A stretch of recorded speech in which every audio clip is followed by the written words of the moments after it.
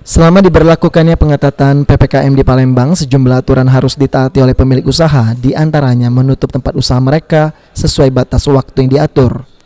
Namun demikian, sejauh ini masih ada saja tempat usaha yang dibuka di luar batas waktu aturan pengetatan PPKM itu sendiri. Atas hal tersebut, kepolisian dan Satuan Polisi Pamong Praja sejauh ini telah melakukan tindakan. Di antaranya teguran secara persuasif melalui omongan. Lalu jika masih membandel, Satpol PP mengeluarkan surat teguran resmi. Dan terakhir barulah pemilik usaha yang masih membandel dikenakan tip piring. Dan terakhir barulah dikenakan pidana. Hingga sejauh ini menurut Kapolrestabes Palembang ada 3 rumah makan di Palembang telah dikenakan tip piring selama pengetatan PPKM ini. Kita bikin surat teguran yang dikeluarkan oleh Satpol PP. Yang ketiga kita laksanakan tip piring. Ini sudah ada 3 rumah makan yang tip piring sejauh ini. Yang keempat kalau masih ngeyel juga tidak ada alasan untuk tidak dilakukan tindakan pidana. Ya.